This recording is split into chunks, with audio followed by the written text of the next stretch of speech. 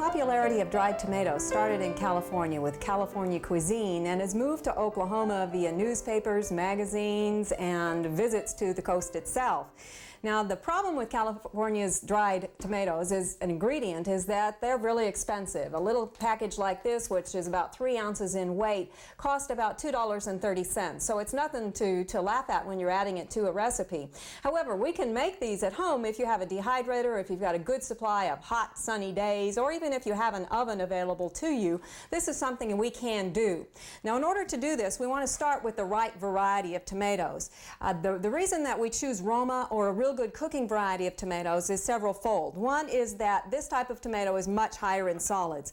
When I cut this tomato, the juice is not going to run everywhere because it's got about 15% solids, as opposed to a slicing tomato where you'll have probably about 6% solids, which mean I can leave these in bigger pieces or in similar size pieces and have a whole lot more tomato left when it's dry. I'm going to simply cut these in half and put them on dehydrator trays. Now, if you're doing this at home and you've got a jury-rig trays to do it out in the sun or in your oven, make sure that you don't use aluminum trays because tomatoes are very acidic and they'll eat through that aluminum for you. We're going to leave the peel on, which makes it even simpler. I did core them, and if you find you have any white hard parts near the core, you'd want to cut those off also. And I made sure that they were real clean before we started because dehydration will not make anything cleaner than what it starts with. Now, this is simply putting them in there close together but not touching. They could simply go in the dehydrator like this. However, there's some other things that you can do to enhance flavor. Some people like to sprinkle them lightly with salt, and that will pull some of the moisture out and actually enhance the speed the drying process along a little bit. However, remember, anytime you use salt, you're also going to be adding a lot of sodium, and you add a lot of salty taste so that later on when you come back to use it, you may have more salt there than you want.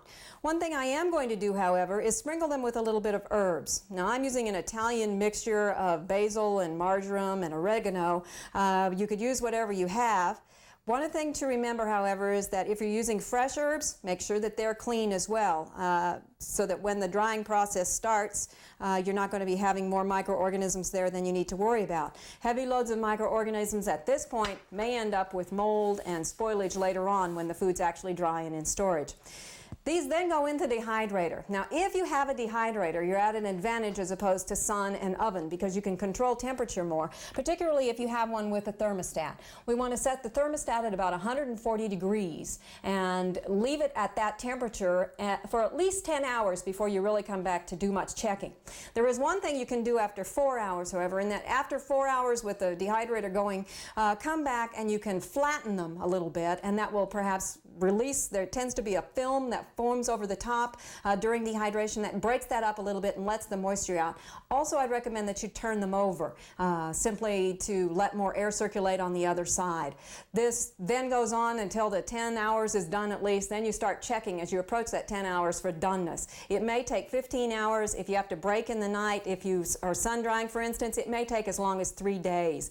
With an oven, cracking the oven open means that you're going to be actually heating your house as well because you've got to let that heat out of the oven to let the air circulate. So that will add a lot of hotness to your house and make your air conditioner run more as well. So that's the reason that method is not as much of choice. When they're done, they're going to look similar to these, which are some that I dried. Now, I started with 15 pounds of tomatoes and got them down so that they all fit in 1-quart jar. They'll be leathery, pliable, very similar to a dried apricot. You'll get a good full color if you started with good tomatoes. If you start with tomatoes from the grocery store that have been picked pre-ripe or that are too ripe to start with, you'll get a much paler color. So vine-ripened tomatoes from your own garden are going to work much better. These then you're going to store. A small freezer bag that's got a date on it works extremely well. It's important, if all possible, to get just a small amount that you'll use within 1 or 2 openings because every time you open it, you allow moisture, bacteria to get into the container, and the quality is going to deteriorate. Date it. And then put it into storage. Now, the best storage is going to be in someplace cool, dry, and dark. And the colder you get, the longer it's going to keep. So for maximum length of storage, package them in something like this, small bags, put them inside a solid container, and put them in your freezer for the longest storage or refrigerator. The least acceptable choice will be at room temperature. It will really cut your storage time down substantially on these. Now, one thing we would encourage you not to do is to cover them with oil for storage. A lot of people do this. A lot of recipes call for them. You can buy them commercially. The problem with the commercial ones, or the difference between the commercial ones and the ones at home, is that they have an acidulant added to them. Just like with water bath canning, where we don't really know the acidity of tomatoes when we're water bath canning, and so we make sure we do it for any length of time. If you don't have enough acid in these tomatoes, you cover them with oil, you then have an anaerobic or an oxygen-free environment, and botulism toxin can actually be produced under those conditions. So you may actually cause food poisoning, severe, deadly food poisoning, if you cover them with oil. If you are going to do it, make sure that you do it within the day that you're going to use them. Store it in the refrigerator and use it up within 2 to 3 days at the most. And if you have some left at that point, you need to discard it. An alternative to make salad dressings that are flavored with the tomatoes would be to cover them with vinegar. The vinegar is very acid. You'll, in essence, be pickling them. They will keep for a much longer time, and you can use the vinegar to make salad dressings, to add to stir fries, and to things like that. They are a very tasteful product, something that you'll enjoy trying. Try mixing them in breads in your bread machine or by hand.